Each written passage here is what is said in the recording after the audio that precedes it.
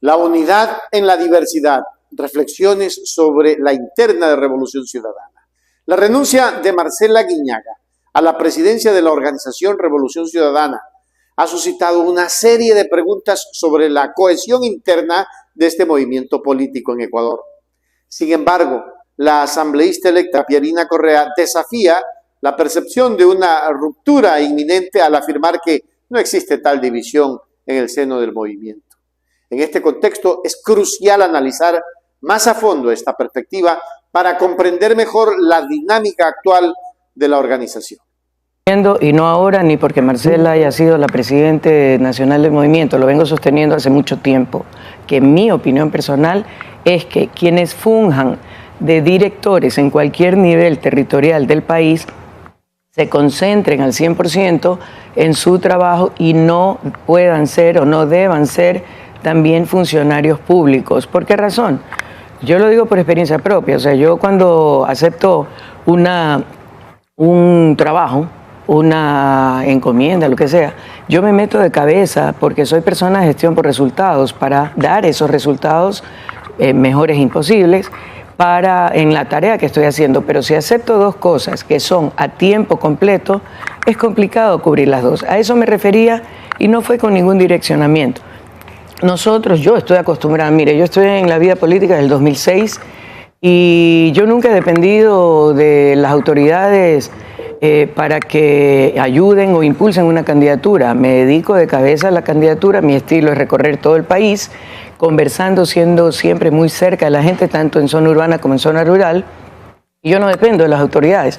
No me refería tampoco a que las autoridades tienen que salir al campo a hacer campaña política, sino a la información o a la forma de comunicar la obra que se esté haciendo, para de esa manera quienes sean candidatos o estemos a cargo de las debidas campañas podamos informar de eso. Por ese lado iba, pero ya les digo, el tema de las elecciones y sus resultados no tiene que ver solamente con eso, sino con muchos otros aspectos que es lo que hay que revisar ya a la interna como corresponde.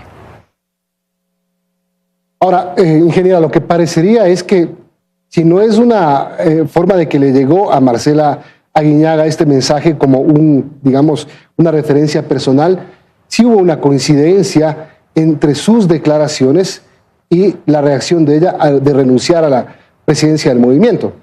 En el video que publica Marcela en su renuncia no señala para nada las razones de su renuncia, así es que especular al respecto creo que no procede. Si queremos saber la respuesta directa habría que preguntarle a ella, que es quien toma la decisión.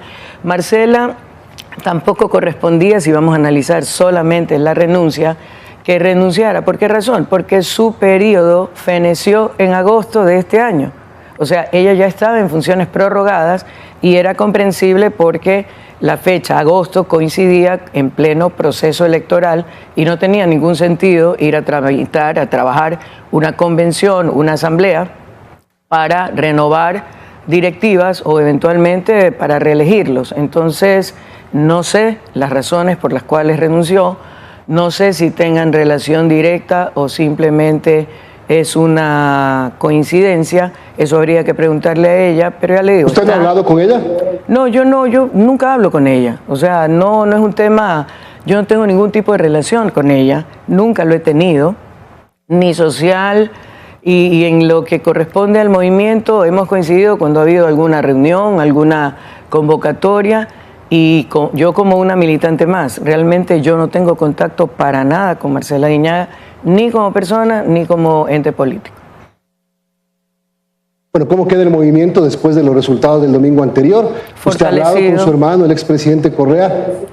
¿Fortalecido en qué sentido? Fortalecido en todo sentido, o sea, estamos aquí y usted está preguntando, todo el mundo se concentra exclusivamente en el resultado adverso de la presidencia de la República, pero veamos las cifras y se acercaban muchísimo los dos candidatos, por tanto, pudo haber sido uno o el otro, por un lado. Por otro lado, vamos un poquito más atrás y comparemos los resultados 2023 con los resultados 2021. Aumentamos significativamente la votación. Le hablo puntualmente en mi caso. Yo obtuve en el 2021 2.500.000 en números redondos y en esta primera vuelta electoral en que se definió la mayoría de asambleístas, esa cantidad de votos se incrementó en más de 800.000 para superar los 3.300.000. Entonces, ahí hay un mensaje muy positivo en el sentido de incremento de votación. Eso a nivel de asambleístas. En el tema del binomio, entiendo de los análisis que se han hecho que no ha habido mayor variación en cuanto a votación con respecto del 2021. Por lo tanto, tampoco en ese sentido hay una pérdida ni nada. Y le digo nuevamente mi experiencia personal. Yo estuve a cargo de la gerencia de campaña en Sierra Centro, Cotopaxi, Tungurahua, Chimborazo, Bolívar, 4 provincias consideradas las más complejas y adversas electoralmente hablando hacia nuestro movimiento, a tal punto que hay provincias en las que nunca se obtuvo elecciones, autoridades de elección popular, inclusive en los 10 años y apogeo de la Revolución Ciudadana. Sin embargo, al término de esta segunda vuelta, ahí la votación fue superior en un 15% en promedio de las 4 provincias. Se incrementó la votación y tenemos asambleístas, inclusive en Bolívar, donde no teníamos. Entonces, adicionalmente, incrementamos el número de asambleístas. En el 2021, 49, 2 se dieron de baja, quedamos en 47, hoy 52. Hasta el momento se pelearon 3 curules que no fue posible recuperar y bueno, hay otros factores internos que ya les digo, eso será parte de la evaluación que se haga al interior del movimiento con quienes teníamos a cargo nuestras responsabilidades en las diferentes provincias. Yo tuve las 4 de Sierra Centro. Bueno, a usted le va a tocar instalar como asambleísta más votada la primera sesión de la Asamblea Nacional, que aparentemente se adelantaría no a diciembre, sino a la segunda quincena de noviembre, según el Consejo Nacional Electoral. Tiene que resolver varios casos, entre ellos, por ejemplo, Patricio Carrillo. Una acción judicial no pasó, presentada por una asambleísta de Revolución Ciudadana. Número 1, ¿cuál va a ser su proceder en ese tema? Número 2, ¿quién es el candidato? ¿Usted estará encabezando la lista de candidatos de la Revolución Ciudadana o quién es el candidato para la presidencia? Le contesto partiendo de la segunda pregunta. Mi nombre está siendo considerado, pero nosotros al elegir el rostro o el nombre que finalmente vaya a correr, a contender por la presidencia de la Asamblea, tiene que ver con varios factores: el momento político, la coyuntura, la conformación de la Asamblea, los acercamientos, diálogos, acuerdos a los que se llegue eventualmente con los diferentes movimientos representados en este momento de la Asamblea, factores de gobernabilidad, entre otras cosas. Así que mi nombre es uno, pero no tiene por qué ser el único en consideración. Asumo, como es lógico, que otras bancadas también pretenderán poner a consideración sus candidatos, pero en esas conversaciones y en esos diálogos yo no tomo parte.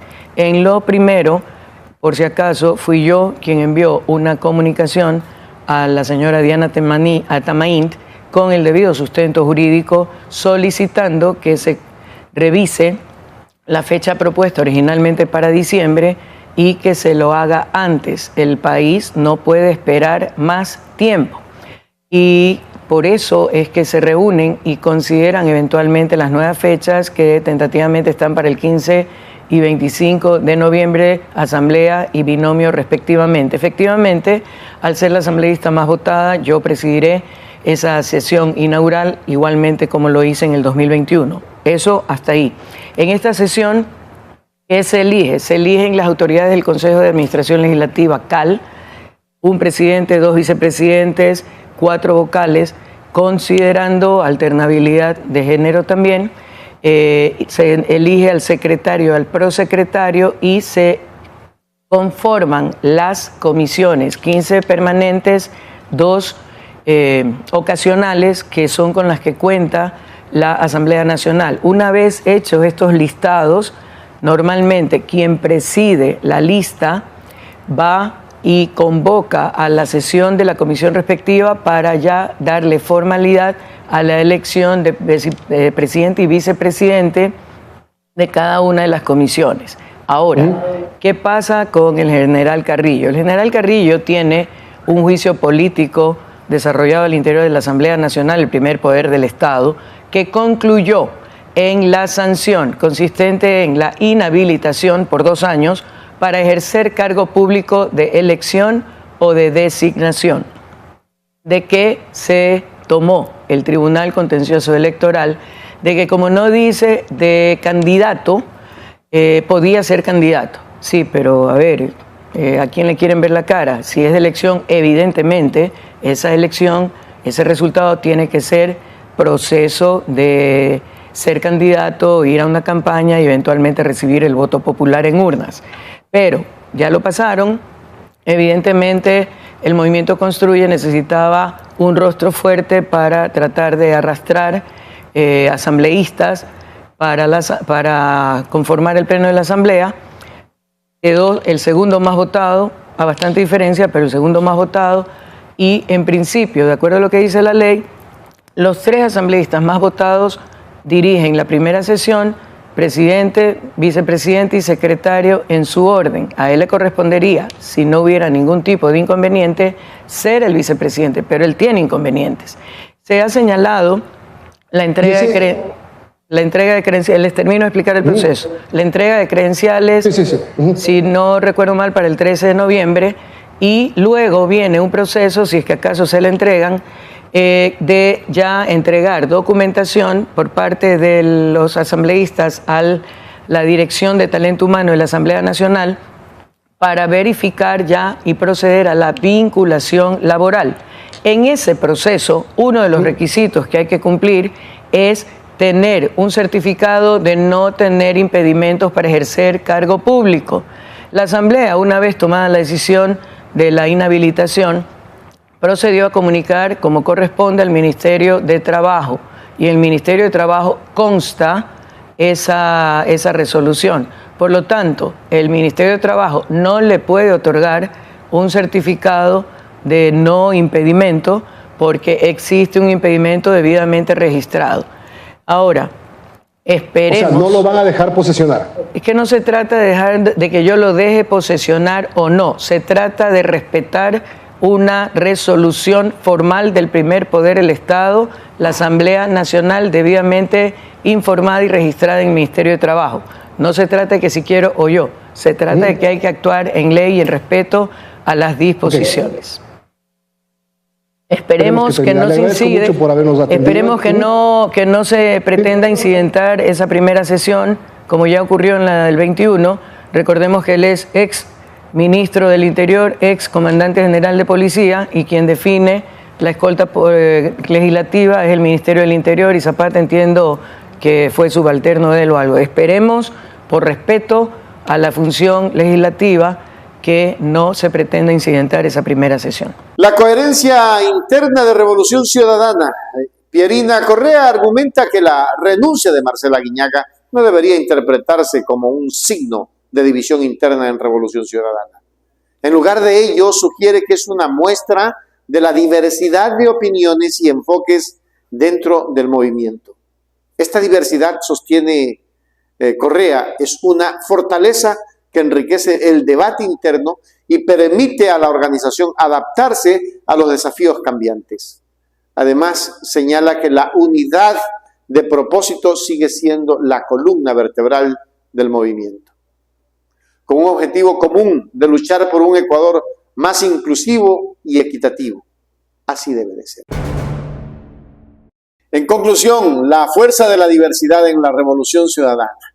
La afirmación de Pierina Correa en Medios, asambleísta electa, arroja luz sobre la percepción de una ruptura en el movimiento Revolución Ciudadana.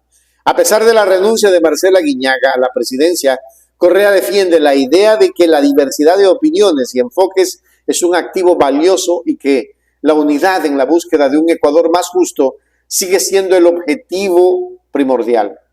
La dinámica interna en este movimiento político es un recordatorio de que la democracia se nutre de debates y diferentes perspectivas, lo que puede fortalecer su capacidad de respuesta ante los desafíos del país.